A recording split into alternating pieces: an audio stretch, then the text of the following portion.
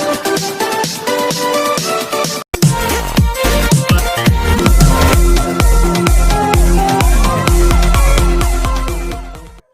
है आपका reality in fact channel में।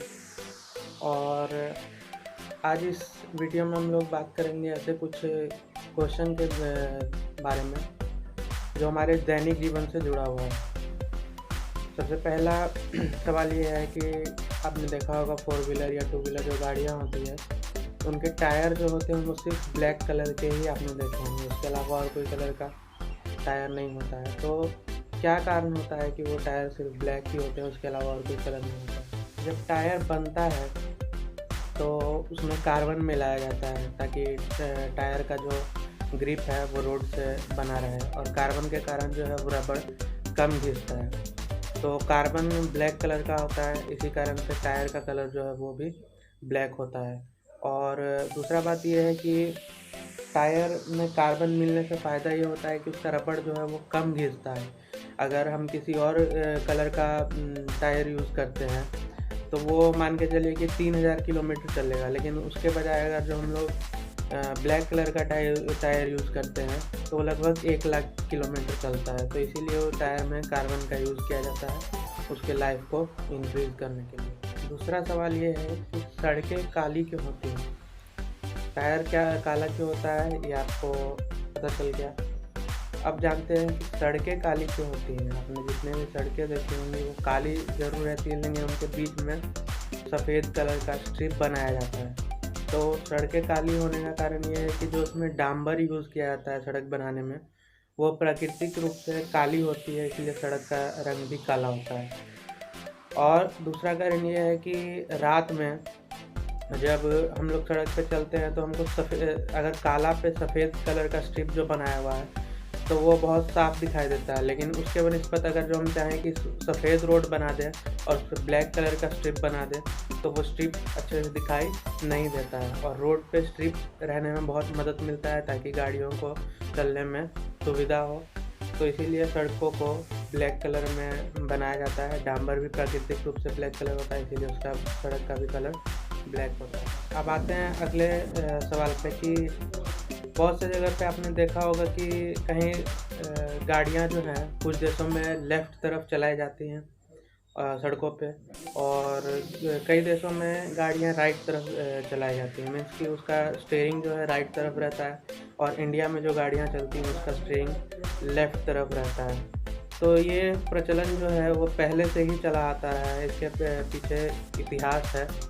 तो जानते हैं कि लेफ़्ट तरफ जो हम लोग भारतीय जो लेफ़्ट तरफ स्टीयरिंग वाला गाड़ी जो चलाते हैं उसके पीछे का इतिहास क्या है, प्रचलन कब से शुरू हुआ।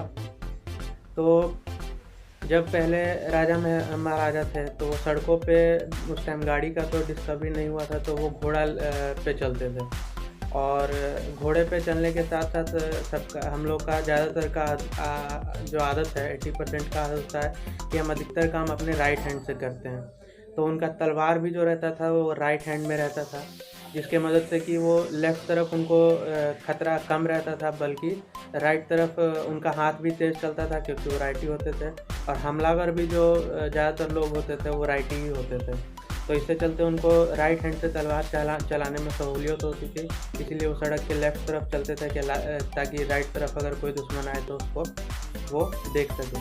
तो उसी से प्रचलन चलता आया कि लोगों को राइट तरफ जो है वो आसानी होती है, इसीलिए सड़कों पे गाड़ियाँ भी जो हैं वो लेफ़्ट तरफ चलने लगी। अब कई देशों में राइट तरफ भी गाड़ियाँ चलती हैं। उसका कारण क्या होता है? उसका कारण ये था, इतिहास ये था कि जो घोड़ा गाड़ी पहले चलता था तो घोड़ा गाड़ी में एक घोड़ा गाड़ी अगर जो ज़्यादा लोड है तो एक घोड़े से काम नहीं चलता था, बल्कि 3-4 घोड़ा उसमें लगाया जाता था। और 3-4 घोड़े लगाने के साथ जो उसको घोड़ा चलाने वाला रहता था उसको बैठने के लिए वहाँ पे कोई जगह नहीं था, इसीलिए वही 3-4 घोड़े में से किसी एक घोड़े पे वो बैठता था। तो वो जिस घोड़े पे बैठता था सबसे किनारे वाले घोड़े पे बैठता था, और किनारे वाले घोड़े पे बैठने के साथ साथ वो चाहता था कि उसका घोड़ा जो है उसको किसी तरह से सड़क पे चलने में दिक्कत ना हो, इसीलिए वो सबसे किनारे वाले ऐसे घोड़े पे बैठता था जो सड़क के तरफ रहे, और जो बाकी घोड़े हैं उसको अपने दूसरी दिशा में रखता था ताकि उनको किसी तरह का कोई नुकसान सड़क पे ना हो। तो इस तरह से जो है वो लेफ़्ट और राइट का प्रचलन बढ़ा। और ये वैकल्पिक होता है, अलग अलग देश अपने हिसाब से नियम कानून बनाते हैं। तो कहीं राइट तरफ गाड़ियाँ चलती हैं तो कहीं लेफ़्ट तरफ गाड़ियाँ चलती हैं। अब आते हैं अगले सवाल पे कि अब ज़्यादातर जो टू व्हीलर निकल रहे हैं शोरूम से, उसमें आपने देखा होगा कि लाइट जो है वो ऑटोमेटिक जला ही रहता है। आप जैसे ही बाइक को स्टार्ट करेंगे तो ऑटोमेटिक लाइट जल जाएगा, उसको ऑफ़ करने का आपके पास कोई सिस्टम नहीं होता है। तो ऐसा क्यों हुआ ये जानते हैं। या तो एक्सीडेंट को कम करने के लिए उन्होंने क्या किया कि गाड़ियों में लाइट जो है वो ऑटोमेटिक कर दिया। इससे कुछ लोगों को दिक्कतें भी आई, लेकिन इससे फ़ायदा क्या हुआ कि कभी काल क्या होता है कि हम लोग धुंध में या धूल भरी जगह पे जहाँ पे लाइट का ज़रूरत है तो वहाँ कभी काल हम लोग लाइट जलाना भूल जाते हैं, और जिसके कारण हमको तो कोई तकलीफ़ नहीं होती है, लेकिन सामने से आने वाले को तकलीफ़ होती है कि उसको दिखाई नहीं देता है कि आगे कौन सी गाड़ी है। तो इसी चलते लाइट जो है ऑटोमेटिक कर दिया गया, जिससे कि दिन में जो है वो भी लाइट जला रहे। अगर दिन में किसी को देखने में भी लाइट का जो चमक है वो दूर से ही दिखाई दे जाए, और रात में भी या धुंध में भी और धूल में भी जो है लाइट वो ऑटोमेटिक जला रहे, उसके ऐसा चांस कम हो कि जलाने का किसी को ज़रूरत पड़े। तो इससे आराम ये होता है कि अगर आप भूल भी गए हैं लाइट जलाना तो ऑटोमेटिक आपका लाइट जलते रहेगा, और इससे बहुत हद तक एक्सीडेंट जो है वो बहुत कम। अगले सवाल पे वो है कि अगर हम फ्रिज को खुला छोड़ दें क्या पूरा रूम ठंडा हो जाएगा। और बहुत से लोगों ने ऐसा प्रैक्टिकल किया भी है कि वो लोग फ्रिज को खुला छोड़ देते हैं रूम में, और रूम को पूरी तरह से पैक कर देते हैं। वो दिमाग लगाते हैं कि अगर फ्रिज को खुला छोड़ देंगे तो पूरा रूम जो है वो ठंडा हो जाएगा। तो देखते हैं होगा कि नहीं। सबसे पहला बात आप ये जानिए कि फ्रिज या एसी जो भी होता है वो 2 कंपार्टमेंट में बटा रहता है। पहला कंपार्टमेंट होता है कि जिसमें हमने सामान रखा है ठंडा होने के लिए, और एसी के लिए रूम होता है, और फ्रिज के लिए जो सब्जी वाला कंटेनर होता है या वाटर वाला कंटेनर होता है, वहाँ पे हम लोग ठंडा होने के लिए जो चीज़ देते हैं वो एक कंपार्टमेंट हुआ। और दूसरा कंपार्टमेंट वो होता है जहाँ पे फ्रिज जो है वो गर्म हवा निकालता है। तो फ्रिज को गर्म हवा कहाँ से मिलता है वो देखिए। एसी हो या फ्रिज हो, वो कोई भी चीज़ पे ठंडा हवा फेंकता नहीं है, बल्कि क्या करता है, जो भी चीज़ हम लोग फ्रिज में रखते हैं उससे उसकी गर्माहट को खींच लेता है, और गर्माहट को लगातार खींचने के कारण जो है वो चीज़ ठंडा हो जाता है, चाहे वो पानी हो या सब्जी हो या कुछ भी सामान हो। तो फ्रिज वो जो उसकी गर्माहट खींचता है उसको वो फ्रिज से बाहर निकालता है, यानी बाहर वो गर्म हवा निकालता है। और वो गर्म हवा कहाँ से आती है, जो चीज़ हम लोग उसमें रखते हैं फ्रिज में उससे आती है।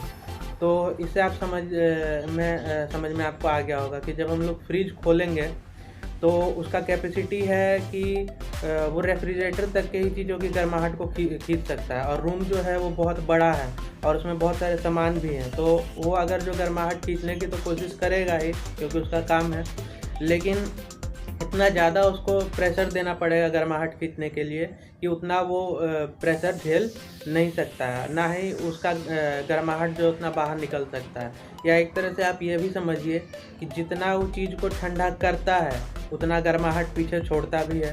तो पीछे छोड़ा हुआ जो गर्माहट है वो भी तो कहीं ना कहीं रूम में ही मिल जाएगा। तो जितना ठंडा हो रहा है उतना ही गर्म भी हो रहा है, यानी रिजल्ट आ रहा है 0।